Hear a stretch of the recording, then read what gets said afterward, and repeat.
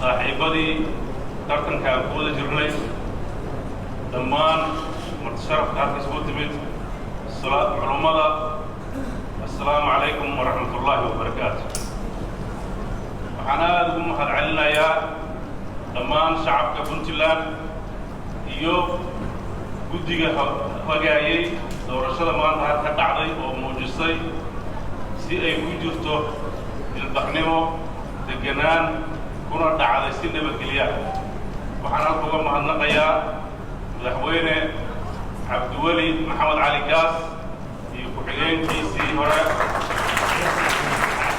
mudane cabdixakiim iyo dhammaan madaxda dowladda puntland ciidamo iyo rayidba waxaan aad ugu faraxsanahay natiijadii halka soo baxday waxa ay bilaabatay weji cusub oo dadka reer puntland aan rajaynayo inaan mas-uuliyadda ay saareen aan kasoo bixi doono waxaan ka codsanayaa dhammaan shacabka inta halka joogtay inta maqanba inay gacmaha isqabsadaan inay dhismaha puntland iyo soomaaliya ka fakeraan in weji cusub oo walaalnimo ah u bilowdo doorashadii maanta halkaasi ku eg tahay dhibaatadii iyo isjiijiidkii ay lahayd marxaladii aan ku jirnay doorashada way dhammaatay waxaan si gaara ugu mahadnaqayaa jenaraal asad oo aan ku soo harnay wareegii ugu dambeeyey asalaamu calaykum waraxmatullahi wabarakatu